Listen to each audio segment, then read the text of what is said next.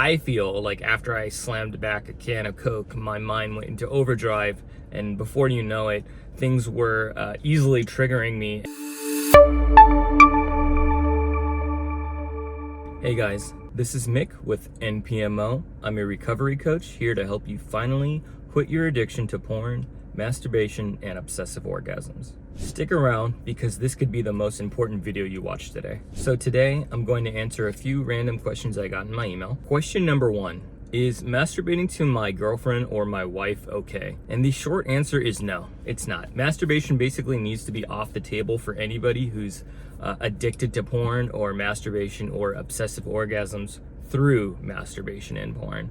It's just something that you can't really do anymore because what happened was when you were younger, you were rewiring your brain to become accustomed to that. In fact, you probably enjoy masturbating more than regular vanilla sex, which isn't the way we were made to be. Like, we weren't supposed to be touching ourselves like that. So basically, no, you can't masturbate to your wife. You can't masturbate to your girlfriend. It's highly advised that you do not do something like that, as I stated why. So unfortunately, your brain is going to try to trick you, and that's what it's doing right there. It's trying to trick you into thinking you could still do this because it's a real person. No, you just got to stop and let it go. And you'll end up being so much happier. It's just the struggle of quitting is really hard at first. Second question is pretty similar. It says, is it okay to masturbate to something else as long as it's not porn? And the short answer is no.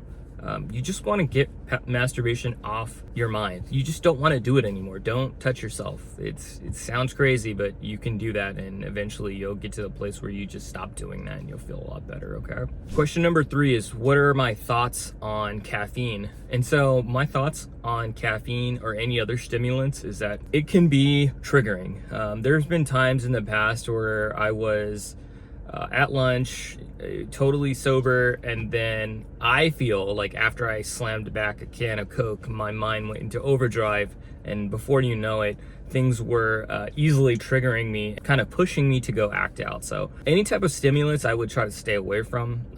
I know a lot of people have coffee in the morning. I'm not going to say that caffeine is the problem. I'll just say that stimulants can cause triggers which can push you in the wrong direction. Question number 4 basically is asking about community and how, so he was on a Reddit for a while, and there's a NoFap community on there, which basically is like people who don't want to masturbate, look at porn. And the community, there's a lot of younger people on there who talk about things that might not be something you care about, and there's a lot of older people on there who probably do the same.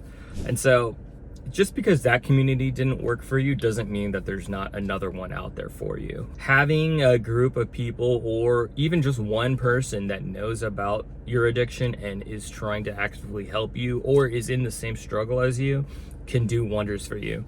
Trying to fight this alone is one of the hardest things because this addiction actually thrives in isolation. So it's very hard to do alone, and I highly recommend you get people involved or have a community where you are either actively participating or listening in. And it doesn't need to be Reddit. You can find something else. If that particular community wasn't good for you, you can find another one. There are plenty of them out there. Question number 5 says, I just can't seem to get away from this. I keep relapsing every day. Is it possible to eventually quit? And the answer is yes, of course. I went through a similar situation where day after day, week after week, month after month, I was relapsing. Hell, I'll even say year after year, I was relapsing. It took me a very, very long time to finally get rid of this. I think it was almost 6 years. And obviously during those 6 years, there were times where I felt really down and out. But I have to just tell you not to give up, to believe in yourself, and that even if you have at least 1% fight left in you, which I know you do because you sent me an email. Obviously, you still care. As long as you have 1% of fight left in you, you can defeat this.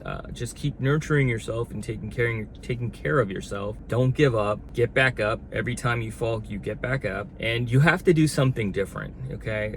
Sometimes people get caught up in this situation where, they had a week of sobriety or a month of sobriety, and they had a relapse, and they go back to doing the same thing they did to get that first week or that first month of sobriety. And that's not always the correct answer, because This addiction and this disease evolves. So you need to constantly try different things so that you get different results.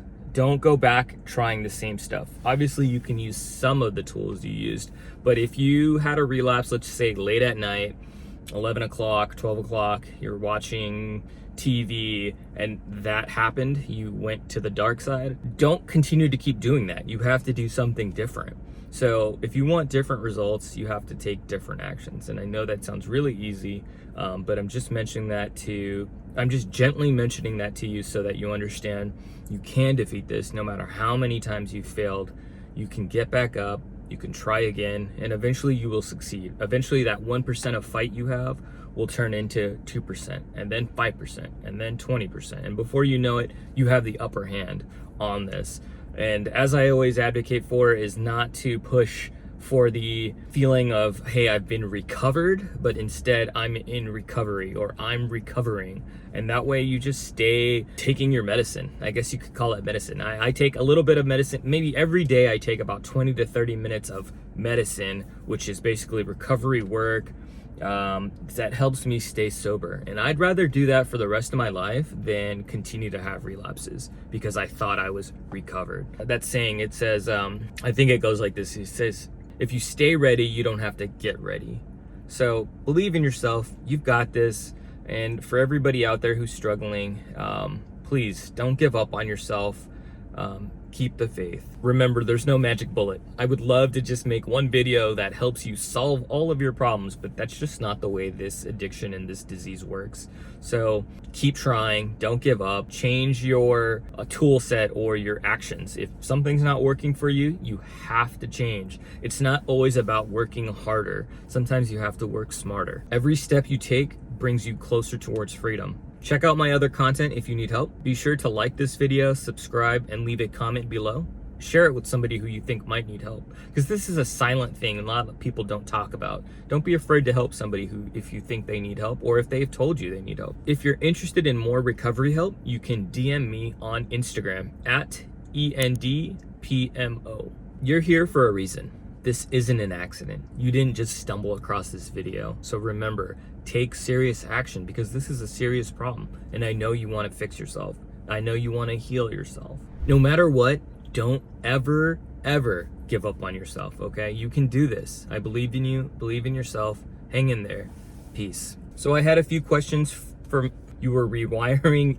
Oh man. Question number 5 is about